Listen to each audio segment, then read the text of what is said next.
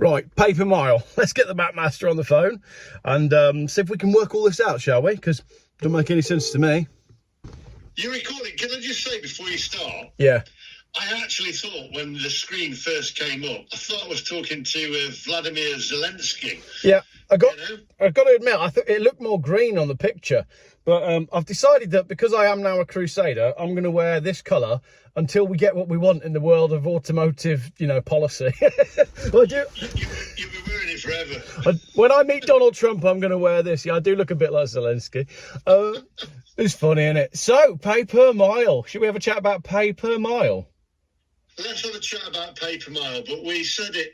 I'm just turning my volume up. Sorry about that. We said it. We said it all along, didn't we? We said it's coming. Paper mile was coming. Well, I think I first started chatting about paper mile probably 3 years ago. But the other one that I've got next, because I hate to do the whole like we told you so thing. The one that I've got next before we go into paper mile is when they first announced the 2030 petrol and diesel ban. When they announced that they were going to introduce that, I wrote a piece of writing looking forward to, I think I put the year as 2040.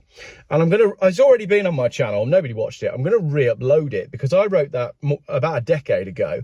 And the other thing that I had in there for classic car owners, because classic car owners have been kind of left alone in this budget, but in my piece of writing that was looking forward to the future, I said that in the future you will have to buy a day pass in order to use your classic car. So you'll be able to buy a certain number of days when you'll be able to use your vehicle. So I think that's... My phone fell off. I think that might be... Yeah, well, I think everybody knows that my phone is always falling off. If you think, yeah, so it's all good. It's all good. We can edit that bit out. Okay. Yeah. So I think that's what might be coming up next. I think coming up next will be you'll have to buy a license for each day that you want to drive your car. But that's further down the line. That's the next thing.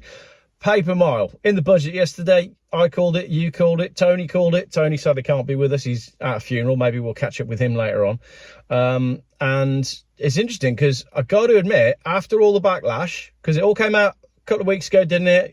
We were all talking about paper mile again, all the backlash, all the media, all the negative comments. I thought because of that noise, they ain't going to do it, but they've gone and done it, haven't they?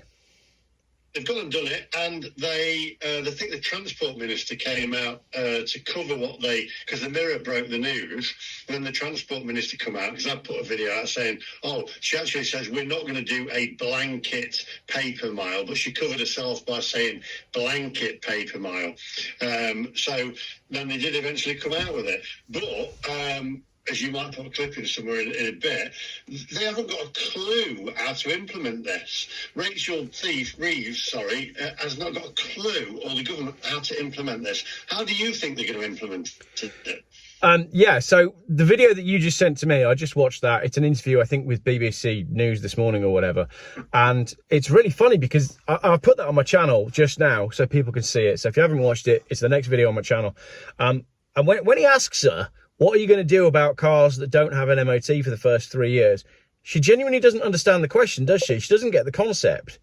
And I'm thinking, well, how can you know so little about how cars work? Like, does she own a car? Does she drive a car? Like, it's bizarre. And then she just goes on to say, oh, well, we all look at the mileage every time we get in and out our cars. Well, no, we don't. I do, because they're clueless. They haven't got a clue, because... originally, you and I said, well, all electric cars, you can tell where they are at any point in time because of the system. So are they going to tap into that? I had one guy who's a lorry driver said, well, we've got black boxes in our lorries to say how long we've been driving, etc. and how many miles. Are they going to, say that, well, you're going to need one of those fitted?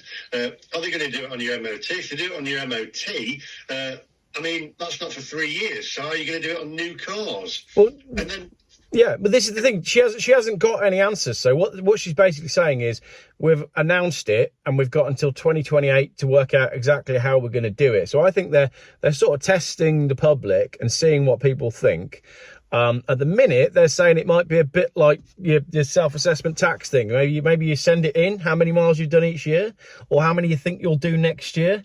So it's going to be another massive administrative thing. My prediction is that what they're going to do is, it doesn't matter how they say it's going to work, whether it's an MOT, whether it's a self-assessment mileage thing. I think what they'll do after year one is they'll go, oh, this isn't really working. I'll tell you what we'll do instead.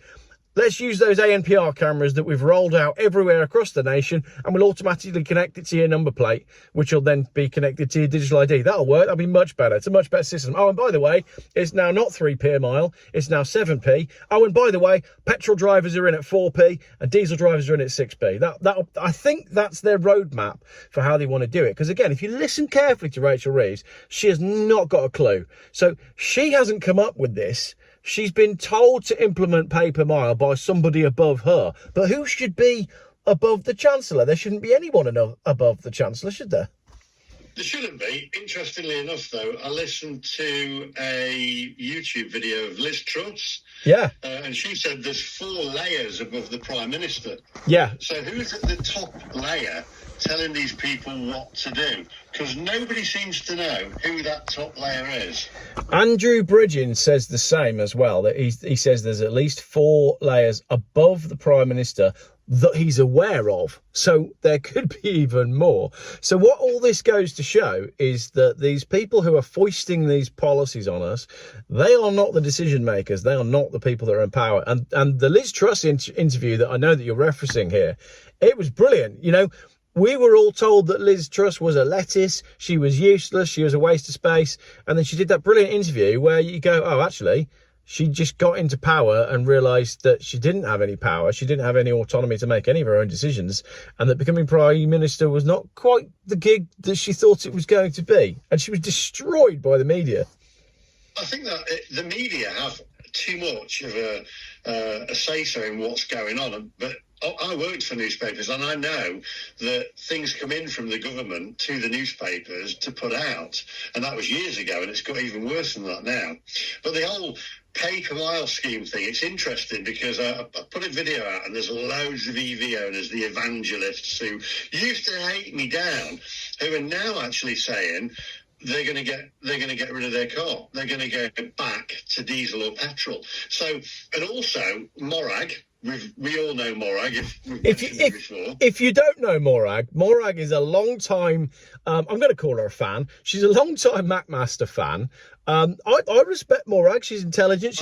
She's written some interesting books, but for a while she was on your every video commenting. She would give you new routes as to where you should have charged your car, all that stuff. You know, oh, the video's done something interesting there. Hang on. Are we back on? 1 second. Am I back? Yeah, you're back. Okay. So you'd do a video saying the charging was terrible. She'd literally do you a new route, send you a new route, tell you where you went wrong, tell you what you did incorrectly. But yeah. What's Morag saying about pay per mile then? Morag was, interestingly enough, on Twitter or X or whatever it's called now, saying today that she actually thinks that the government haven't got a clue what they're doing. She said they've had too many COVID things. Wow. Which I thought, wow, hang on, Morag, what's going on here? I agreed with everything she said. And I thought, this is a bit weird. I'm agreeing with what she said. She thinks also, now here's one for you, she thinks that big oil have got to them. She said that big oil's got to the government and said, you know, we need you to kill the EV revolution or whatever. And she actually thinks that it will seriously damage the purchase of EVs and the sales of EVs. And what she said is, if they were going to do it, this is how stupid they are. Why do it and announce it now, even though it's 3 years down the line? Why do it now? Because they know that it's going to harm the sales of EVs. So why wouldn't you just wait a year or two and then do it? I find it really interesting on the.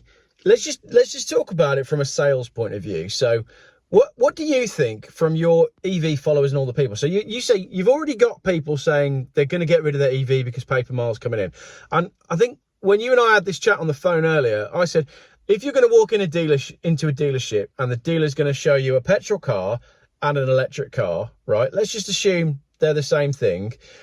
The electric car now has road tax on it of £195 a year, as you found with your Taycan. When you first got your Taycan, no road tax. Now, I think, is it 195 on yours? What, £195? Yeah.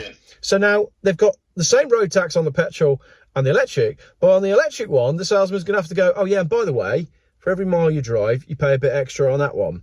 So how much have you got to want an EV for you to go, oh yeah, actually, I will have the electric one?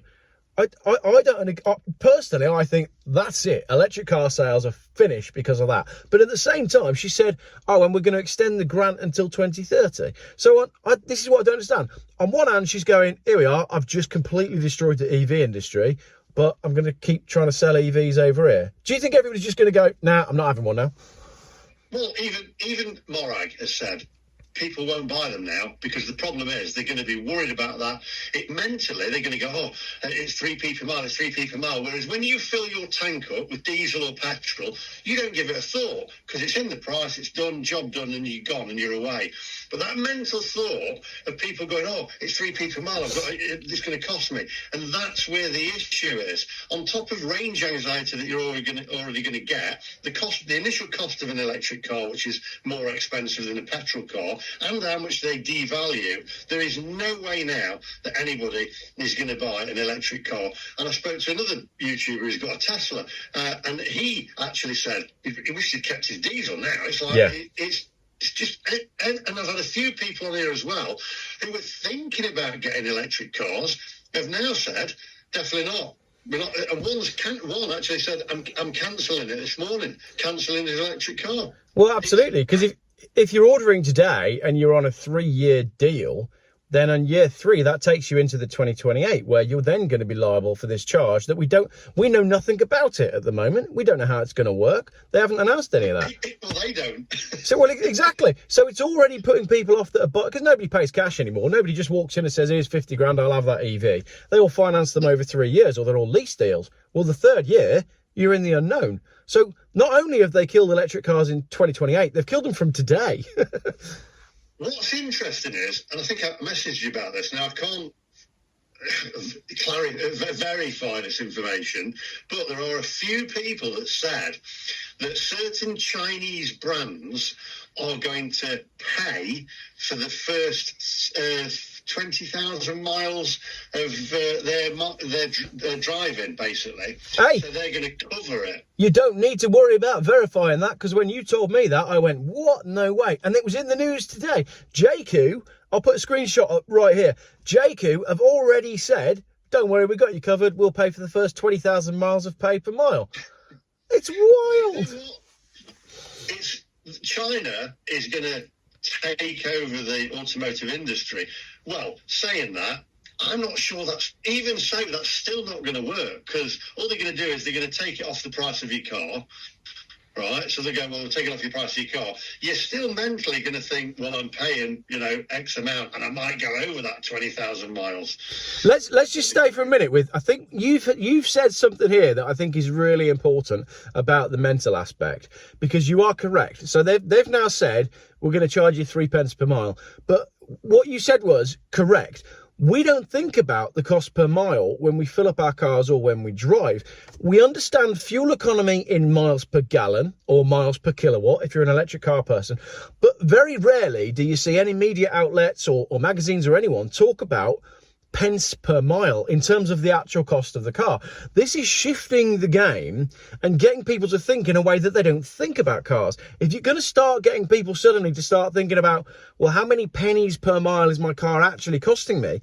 Then you're going to completely decimate the new car movement because of your favourite word, depreciation. So when you start to take the depreciation and the cost of charging and the cost per mile and the road tax and the insurance and start lumping that all together in terms of the answer to the question of how much does my car cost me per mile, people are going to be buying old cars in droves.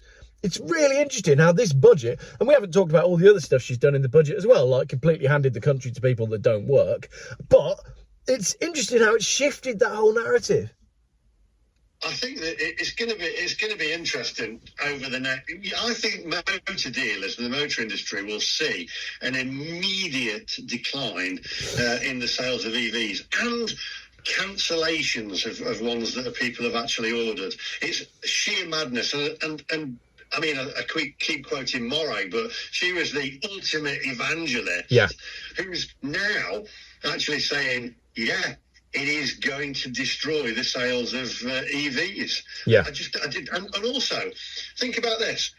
We're going to do another Benidorm challenge where I go down in my new Gen 2 EV and you go down in another Volvo or whatever, right? If that was implemented, I'd then be paying to drive to Spain when I'm not even on their roads. How's that going to work? Well, that's another interesting thing because, maybe that comes back to the self-assessment mileage thing that you'll say, well, I did 2,000 miles in France, so I'll knock that off the total. It don't make any sense. But again, this goes back to what Rachel Reeves said in the BBC interview when she says, this is fair because electric car drivers aren't contributing to the upkeep of the roads. But road tax, vehicle excise duty, has been going into a central government pot for decades. It's got nothing to do with paying for the roads. So if you're paying zero on your road tax with an EV, and I'm paying £395 for my old Volvo, that doesn't mean that I've contributed 395 quid to fixing potholes. For all we know, my £395 might have paid for someone to be in a hotel who's recently come across on a boat, or it might have gone to Zelensky for weapons from my bloody road tax. I will ask you this though. As a diesel driver, right, and you drive your older cars, etc., classic cars, right? You must feel, and a lot of other people out there, your reviewers, I'll ask them this, as a petrol or a diesel driver, you must feel some animosity towards electric car drivers who are not paying as much tax as you are for filling up with your petrol or your diesel. You're paying tax. They're obviously not paying as much tax. And it isn't actually fair. But so I do believe that there should be a tax on it, like on a petrol or diesel. But the way that they're doing it per mile is totally wrong. I mean, if you think about it, you're going to charge a public charger, you're paying astronomical prices because the tax that's on when you charge at home is less than it is when you're charging. I think they charge VAT if you're actually charging on a public charger. So it's going to be unfair. And if you're charging on a public charger, you're then going to be paying your 3p per mile, and you're also going to be paying what the tax on what you're doing to pay a charge on a public charger. It doesn't make any sense. Yeah, I don't care if that makes sense. Like, if EVs was zero tax across the board, I don't mind. I'm not going to get on a soapbox and say these guys should be paying more tax. That for me is the same attitude as like when you're at a merging turn, on the road, because there's a road closed that's coned off. If I go all the way down to the cones, I've chosen to do that because I can, and that's what's in the highway code. But there'll be people at the back who will be like, I'm not going to let this guy get ahead of me. Well, you could get ahead yourself if you wanted to. That's the legal way of doing it. I'm not going to complain about EVs paying no tax because they had the choice to buy an EV. So I will always advocate for choice. You should be able to choose which car you want. So no, it doesn't really bother me that the EVs are paying less tax, but I do think that we need to bring road tax back in line so that it does. There's a couple of birds hanging out outside my car, not the kind of birds that you like. I do think they need to bring road tax back in line so that road tax actually pays for the roads, because then maybe we'd start getting some value for our money. So the danger here, though, right, and you said this, the danger here is this is just the start, because it's not going to be electric cars that's paying per mile. By the time it comes in, you're going to be paying per mile as well, and that's going to be on top of the tax of you putting your fuel in your car. 100%. I think they've realised, and if you look at what taxes places like Ireland, and people are telling me Turkey as well, annual tax for the vehicle is a lot higher than in the UK, even on my old Volvos that are now £400 a year. I think the government has realised, like what they're doing they're looking at property taxes at the moment as well, aren't they? And I know that you've been jumping through some hoops with how much your property is going to cost you, even if you want to offload it. So I think what they're doing is they're just looking at every aspect of life and saying, can we charge them more there? Can we charge them more there? Can we charge them more there?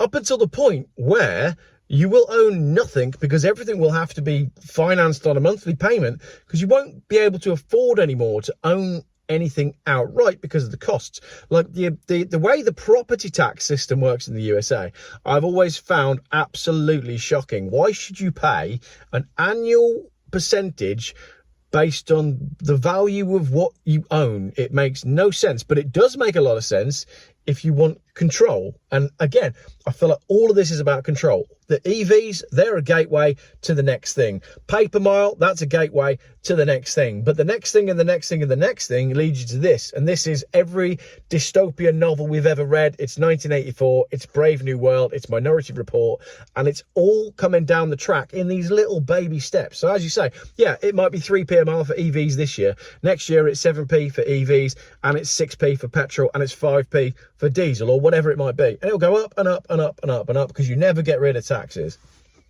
I asked, again, the ultimate evangelist, Morgan, I says, well, they're obviously, how can the government be bothered about reaching net zero if they've now done this to EVs? And she said, well, they're obviously not. They're clearly not interested in net zero, and never was, because you wouldn't introduce that right now. If you were the Chancellor and somebody said, we need to make as many EVs get sold as possible and get them all on the road, and then we'll shaft them, then we'll pop it on them. But you wouldn't do it right now, for sure. 100% fully agree with you. If we're going for net zero, then we've got to clean up the cars. And if we're cleaning up the cars, we need everybody in electric. That means you're going to do everything within your power to get people to go and buy those electric cars. And introducing a pay per mile in this weird, spurious, we're not really telling you how we're going to do it way is the exact opposite of what they should be doing. But then again, if you were the Chancellor and you were creating a budget, you go, how can I make this country as good as it can possibly be? How can I make it pay for people who are working? How can I make people want to stay here and want to make the best of what they are and what they've got? And again, they've done a budget that does the exact opposite, it seems to me. And I haven't dug into it much, but it seems to me like what we're doing is we're rewarding the people that don't work, and we're rewarding people that have lots and lots of children and therefore can't work because they've got lots and lots of children. So what's it all about? Maybe the conspiracy theorists that say that the government is trying to deliberately destroy the country, maybe they might be onto something, Lee.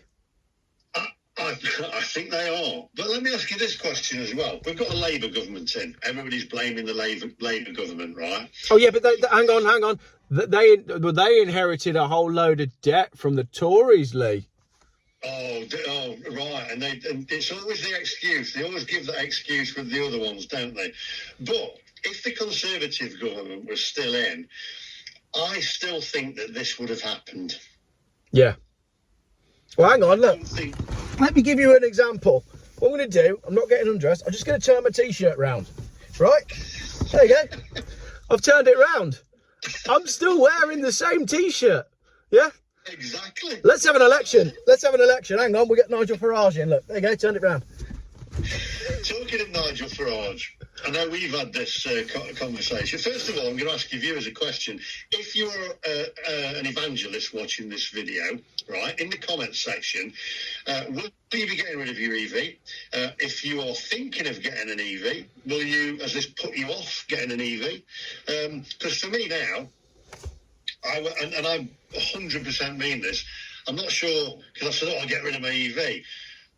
I'm not sure whether I can do that without incurring a lot of cost, but I can tell you this.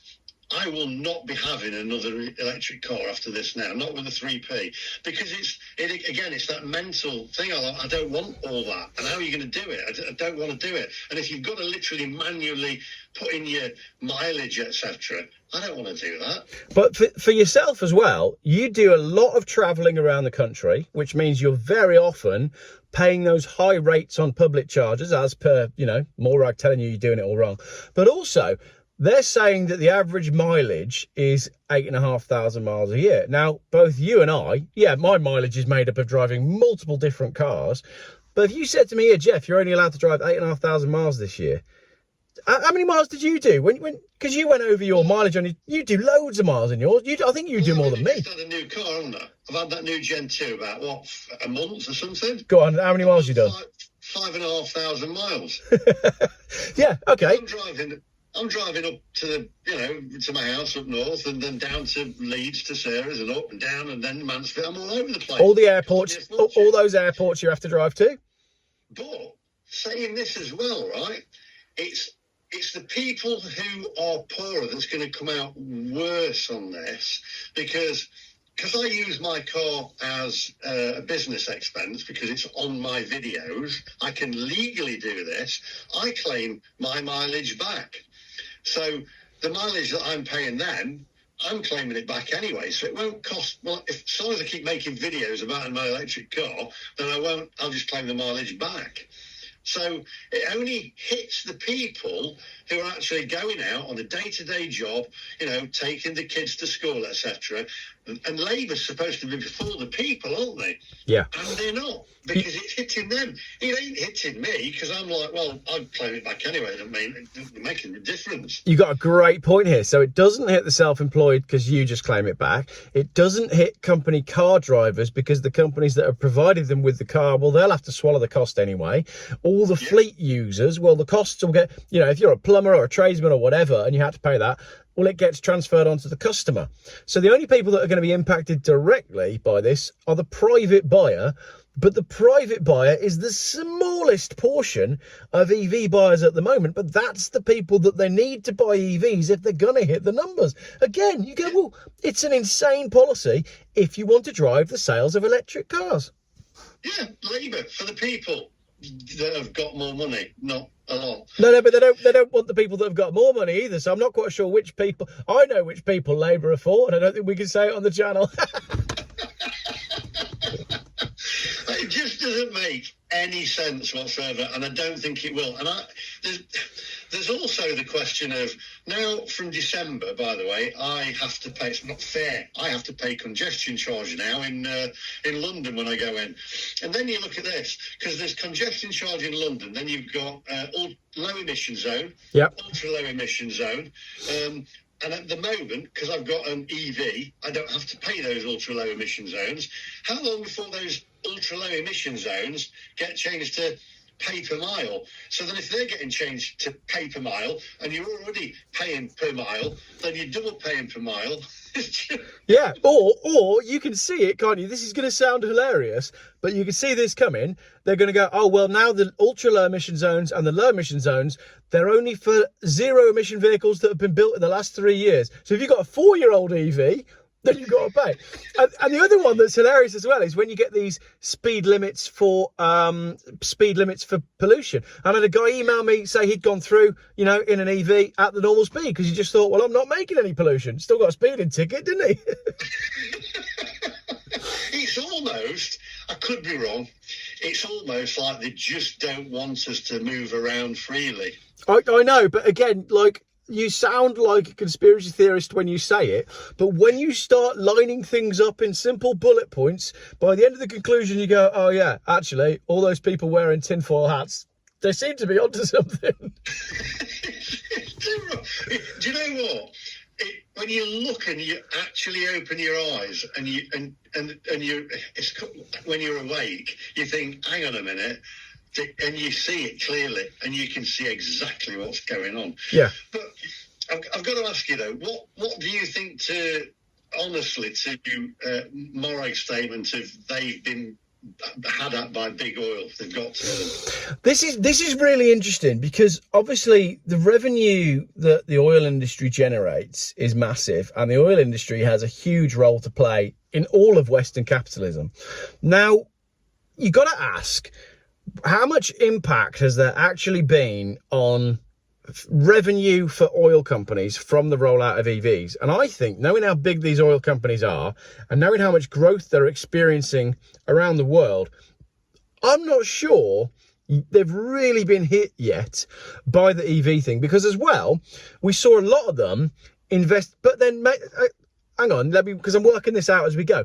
We did see a lot of the oil companies investing in electric charging infrastructure. So you'd have Shell would own such and such charging, and BP would own such and such charging. But maybe this is the point where they've said, all right, we've tried it for a few years and it ain't working. We ain't making any money from it.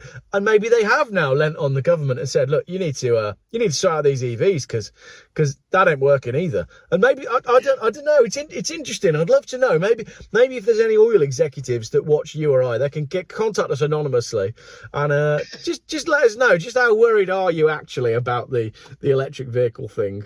There's going to be, I'm not saying that you should do this, but there are, for like my Taycan, if I want, I could actually get somebody to I wouldn't do that, but I could get somebody to reprogram my Taycan and change the mileage to whatever I want. It's a computer.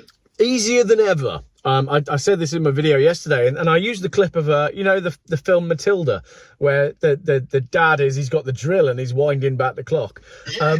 So like in the old days, you have to get in there with a screwdriver and try and make it look like you haven't messed with it. But with modern cars, especially when they've all got digital dashboards and it's just a digital readout, it's easier than ever. There's I'm going to tell a funny story now, right? I'm going to tell a funny story. Many years ago, I sold a high value car on behalf of someone, right? So it wasn't my money. I just helped broker the deal, and I sold it to a trader. And I went to deliver the car to this trader, and I won't say how much money it was, but it was well into 5 figures. And the trader said to me, "Do you want bank transfer or do you want cash?" And I was like, "Well, it's not my money. I need to pass it on to the other guy. So, if you've got it, I'll have cash." And he gave me a carrier bag, right, full of cash, an embarrassing amount of cash. And I looked at him and I was like, right, okay. And he goes, "Oh yeah, well the thing is, I sold a car yesterday to a man who drives around the country doing speedo realignment. So the cash from this car that I was then being given had come from a chap that worked, I think he was working something like 24 hours a day, charging £250 a time to just go around and realign people's speedos. It's a massive industry and it's easier than ever." So that's an even bigger industry too. But this was more than 10 years ago that happened. And since then as well, I do a lot of work with Chris, who has the dyno down in Gloucester. You put your car on and find out how much horsepower it's got. And he has to plug into the tech of the car and all sorts. But he now, the clocking of cars is now so prevalent that in order to do what he does with remapping the engines for more power, he has to say to people when they put the car on the dyno, he has to say, "Can I ask, are you using any form of mileage blocker?" Because a lot of the taxis and a lot of the young lads who are on either limited mileage schemes or lease schemes, what they'll do is they'll use a mileage blocker. So for every 1 mile you cover, your car might only record half a mile or a quarter of a mile, and it messes with the maps that he's doing for his dyno. So he now has to say, they have to sign a disclaimer to say, "No, I'm not using a mileage blocker. You're okay to remap my car for me." So I've learned all about this, like accidentally, through what other people are doing. So it's easier than ever to clock your car. I can find someone to do your Taycan for you. We'll take those 5,000 miles off. An electric car is a computer on wheels. Yeah. And whatever you can program on a computer, you can unprogram. You can change it. And it's dead simple. And nobody will ever know. So there's going to be lots of that. It's just complete madness. They haven't thought it out. And they've just... I mean, I'm annoyed, really, as an EV owner at Rachel Reeves, but I shouldn't be, because it ain't her. She clearly hasn't got... I don't know. in that interview, she sounds in the interview like someone who's never owned a car. And you think it came across that way? I was like, wow, of course she doesn't know the answer to the question, because she doesn't have a car. It's like you're looking at your mileage in the morning. Well, I don't. Like, how many miles have I done? I've done 5,472 miles. I'm going to just clock that and write that down.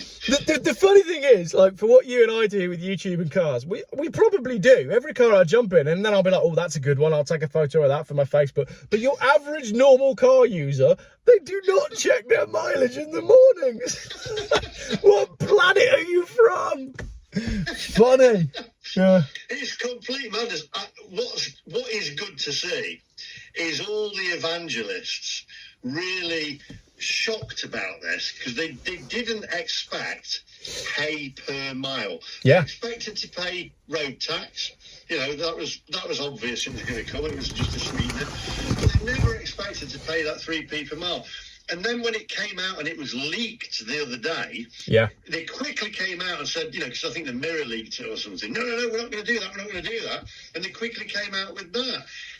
It's like they're trying to cover the truck. It's just complete madness. It makes no sense. In a way, I'm annoyed. In a way, I feel smug, because we always said this is going to happen. Yeah. But I feel annoyed, because I just think, what are you doing? Because I know it's just going to come to everyone. And I think there's going to become a point, I do hope, where all the people, like they do in France, just stand up and say, enough. Yeah. We're not taking it. Because if we don't, the country is, I'm not going to swear, it's stuffed, isn't it? Yeah, I think, we've been boiling away in the pot for some time now, and I keep saying to people it's getting blooming hot, and at some point people are going to start realising just how hot they're getting in this pot that they can't jump out of. Come on, people, now's your time to see it. Did you see Ed Miliband, by the way, in the Commons when they were announcing the budget, and he's going, you're Mr. Net zero, and she just basically just stuffed it for you. Yeah. And they're not interested in net zero. They've now done that. Haven't they got they've okayed another runway at Heathrow as well? Again, that's a confusing one, isn't it? Oh yeah, we want net zero, but what we're going to do as well is we're going to bulldoze all this land for HS2, and then we're not going to do HS2, and then we need another runway. It's like, anyone with half a you just despair, don't you? You just give up. You're like, oh my goodness, what?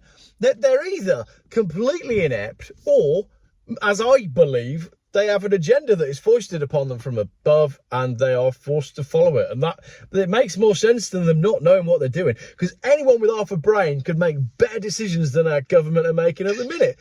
So there has to be a plan, because nobody could be that stupid. I'm to the point where if it wasn't for my family, there's no way, because I'm not in the country a lot anyway, there's no way that I would live there. I'd be gone. I'd be gone to the States tomorrow. Yeah. I know the States, people go, oh, the States are not much better. It is in certain ways. It's just crazy what's happening in the UK at the moment. Here's my logic, right?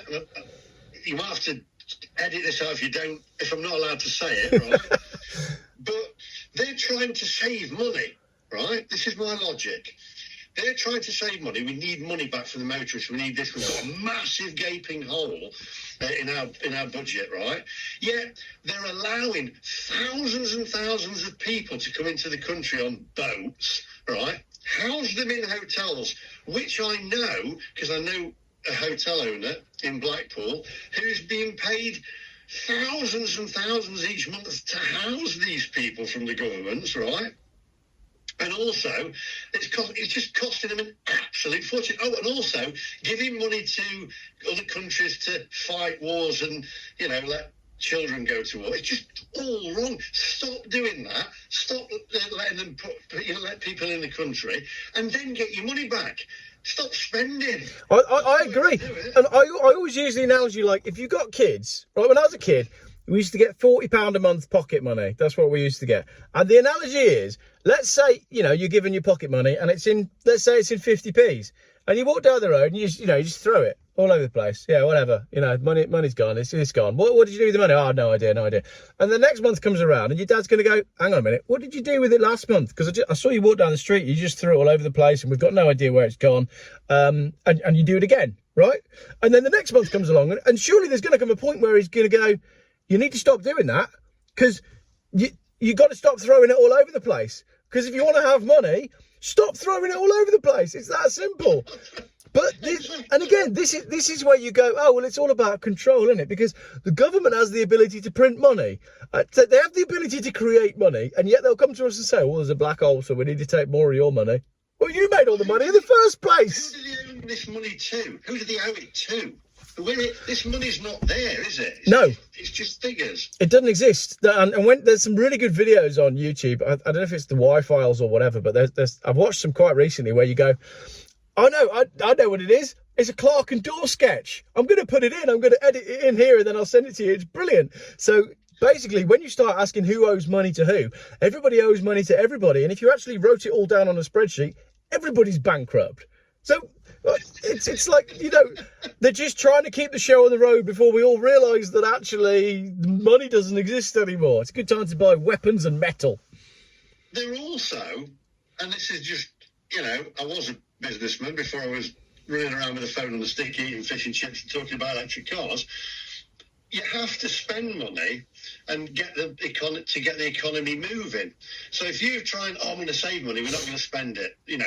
That's it. So yep. Like your big businessmen now are all going to just leave the country. Yeah. They're not going to be spending money. I can't mention the guy's name, but there's one guy, that I know who owns a business. He's now going to leave. He's going to leave and go to somewhere in Europe. Yep. Close his business down, which is in the UK. That's a load of jobs lost as well, which is unfortunate. Yep. Right. So nobody's spending any money. Nobody's actually putting money back into the economy because you've got to spend money you spend it to accumulate it. Yeah. Yeah, absolutely. And I've made videos with Richard from Challenge the Road. He's got multiple businesses. And I had a chat with him about this. And he's so driven, you know, and he's excited by employing people and doing, he's a good guy. Like he's a good guy millionaire. And he's excited about launching new things and starting new things and getting new things off the ground and putting people in work. And I had this conversation with him the other day and he goes, yeah, well, I was thinking about expanding one of the businesses and then I thought, I'm going to go fishing instead. That's where we're getting to. We're getting to a stage where people are going, do you know what? I could, we could try and get some growth. We could try and do this and the other, but I'm not going to because it's not worth it anymore. It's crazy, isn't it? I won't say where my house is, but I'm looking to sell it. Yeah. And I thought, and I put it on sale. And I thought, I'm going to take it back off again because if I sell it, then I'm going to have to buy another one. And then the stamp duty is going to be absolutely enormously huge. So I don't think I'm going to move. Hang on. Just very quickly. What stamp duty again?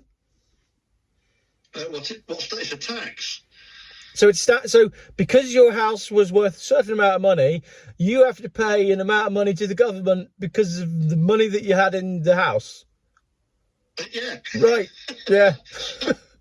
It's all about paying the stamp duty. So I thought to myself, and I spoke to the estate agent about this, and I said, I'm going to take my house off the market. And he says, oh, why? And I said, yeah, the stamp duty and stuff. And he said, do you know what? He said, lots of people have done that at the moment. He said, the market is stagnant. Yeah. So the market's stagnant. So people aren't moving. Estate agents aren't making money.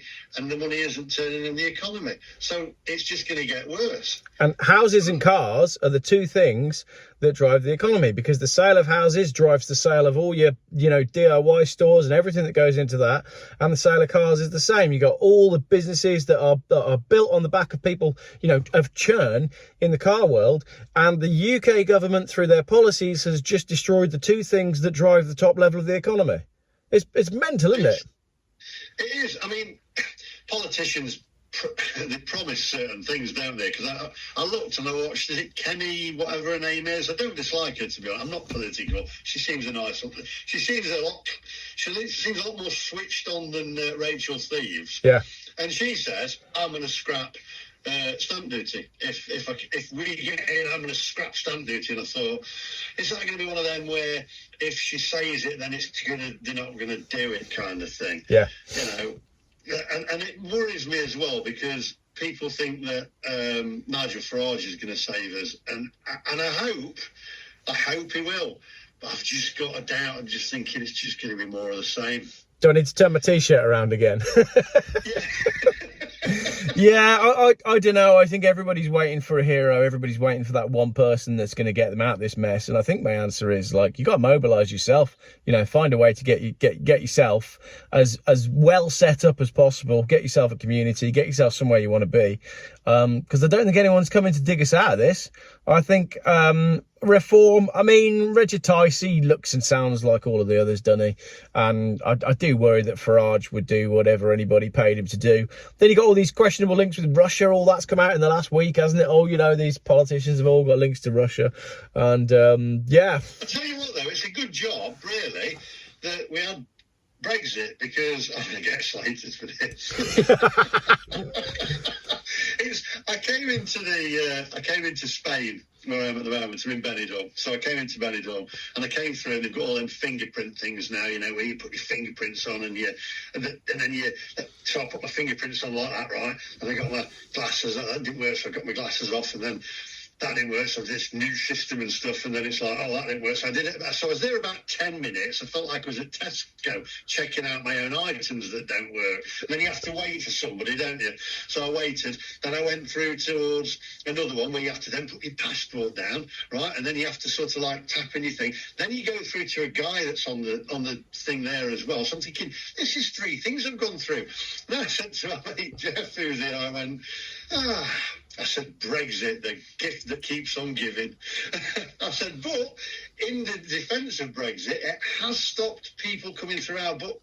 Oh, no, it hasn't. Yeah. It's the thing is, like, you just have to laugh at it all, don't you? Because if you don't laugh at it all, then I think you might end up doing something that'll get you in trouble. Because if you want to affect real change and you can't just laugh at it, then you got to go Guy Fawkes. You got to go full Guy Fawkes, and that'll get you in trouble. So I don't know. I don't have any answers anymore. I think we both just need to get used to sitting back and laughing at stuff when it happens. Because is that the answer? The answer is just laugh at it. Like that's not a way to live your life. Well, one thing's for sure, we need to do the UK to Benidorm before the per mile charge comes in. Otherwise, you're going to win before I start.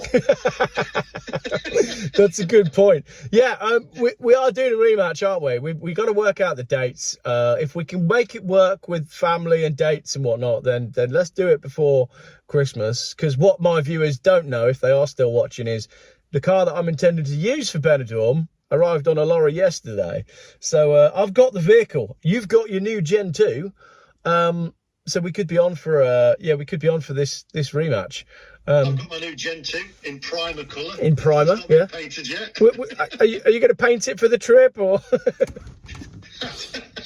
Should have it wrapped blue, shouldn't it? Hey, now that we've moved on completely from the subject that we started with, how has your channel? How has your new Taycan gone down with your channel viewership? Obviously, you spent 3 years telling them you were hating electric cars, but how's it all going? I'm surprised, well, shocked as a YouTuber. I'm shocked. I actually thought I'd have a lot more negativity that I'd actually gone for another EV. I haven't had that much negativity. I've had more of, this would be good to see how it compares to your first generation. So, and technically, right, it's way more advanced than the first one. I get like 400 and I think the most I've got about 470 mile range out of it. Yeah. Although it's dropped to 400 now, it's cold. So you'll be all right for half the Benidorm trip then. The warm bit, you'll be okay. Well, one bit I'll be all right when it warms up. Yeah. But so people have actually been really taking it well, because they're like, yeah, we want to see more trips. I've had loads of requests to see more trips. Now, the biggest one was John O'Groats to Land's End, but the issue with that is in England at the moment, you get about 4 hours of light, don't you? Well, you get 4 hours of light, and on the John O'Groats to Land's End, we'll have 4 hours of roadworks and 400 miles of diversions. So, I mean, we nearly did it, didn't we? We got really close to doing John O'Groats to Land's End, and then I think it was 2 days before we were supposed to set off. I was texting you, and I don't think the viewers know this, and I texted Lee and was like, do you know what? I kind of wish we weren't doing it. And then you were like, oh, actually, me too. So we sort of both went, should we just not do it? We did it. I'd marked out the day to do it, and I was like, I can't be bothered to It was in the diary, it was locked in, I'd filled up the car, and we were like, oh, no, I can't be bothered. When we did Benidorm, that was such a fantastic trip, because it was a pleasure to drive the roads in France and Spain. And France's electric charging infrastructure was amazing. I don't know why the UK can't do exactly the same thing, and it's superb. Well, it was funny, wasn't it? Because that was a big trip. What was it, 1,200 miles, something like that? And we both kind of, the next day when we were sat down having coffee, we were like, oh, well, that was easy. In many ways, it was easier than some of the challenges that we'd done in the UK, just because of the flow of the roads. And I know you only struggled with charging right at the end, and it was late at night, and you know, you had that one where you're messing around trying to find one. But all throughout France and Spain, it was just trouble-free, wasn't it? Yeah, and the roads and everything, it was great. It was a pleasure to drive. So I think we'll do that again. Definitely before the 3p per mile, though. But going back to what before we wrap the video up, I just think the government have trounced electric cars now anyway. I certainly, and it ain't clickbait, not that I do that, I won't be I won't be getting another electric car. Why would you? Why would I? It'll be interesting to hear from people that sell EVs, as I'd love to know what conversations are taking place in showrooms after that announcement, you know. And I know. I've spoken to a motor. I can't say who. yeah, but I've spoken to a motor dealer that I know, and they are seriously concerned that this is going to have a massive impact on the sales of a certain car. right. Well, that was nice and cryptic. Brilliant. All right. Yeah, it's basically going to stuff the motor industry. Cool. So on that completely predictable bombshell, should we finish the video? Yeah. Yeah. So basically, we've come to the conclusion that the government haven't got a clue what they're doing, and that Morag is actually quite a nice person who's actually really agreed with it. There you go. Right, you've heard it all on the Geoff Boyce Cars and Lee the Macmaster Challenge. What are you doing in Benidorm anyway? What are you doing tonight? You going out for some fish and chips? I'm going to go out for a few beers. I went out last night for a few beers, and yeah, I met lots of people who watch the channel and stuff. Interestingly enough, right, and I'm not making this up, I met about 6 or 7 viewers of the channel. What was the first thing that they said to me? And my mate Geoff was with me, and he says, they all say that. What was the first thing? Was it, where's Geoff Boyce Cars? No, he went, how's your electric car? Hey, love it. Everybody wants to know about your EV. Again. Amazing. I mean, I wouldn't have had another Taycan really, but you said, oh, it's got to be a Taycan. Yeah, brilliant. But anyway, right, I shall go for a beer now, and I'll see you shortly. It's quite funny because we're both, I'm 3 hours ahead of the UK, you're an hour ahead of the UK, we've both got sunshine and we're now both going for a beer. I feel bad for the people who are in the UK where it's -2 and it's already gone dark. Oh, she did help the pubs out there, didn't she? She says they can open longer if you look at that, I think, or something. Oh, I didn't know that. Right. Yeah, they can have longer. No one's got any money to go to spend in these pubs that are going to open longer, but, you know. Where was I the other day? Like, pints of... I know we're trying to conclude the video, but beer, when you're out and about now, is ridiculously expensive. Like, you can't have them... You know, I've got 2 kids, wife and 2 kids, just about still got them. And the price of going out for a meal... You cannot have a meal out now for less than 100 quid. Like, you're into 3 figures for everything. And that's just your basics. You want to go somewhere nice. Well, for starters, your pint's going to be £7.50. So you have 2 of those, you and the wife, right? Well, there's 30 quid before you've even started without paying 25 quid for a pizza. There's a place I really like up the road from us, right? It's one of these places that's a bit upmarket, so it's quite nice. It's £7.50 a pint, and I got a plate of chicken wings. How much do you reckon my plate of chicken wings was? What, this is in the UK? This is in the UK. Plate of chicken wings, £6.99, 7 quid. 21 quid. 21 quid? What'd you get? The Queen's Head in Broms. If you're watching and you've worked it out, it's the Queen's Head in Bromsgrove on the canal. 21 quid for a plate of chicken wings. That's mental. Soon, people will not be allowed. Well, they won't be able to afford anything. The UK, and I know because I do a lot of food reviews as well.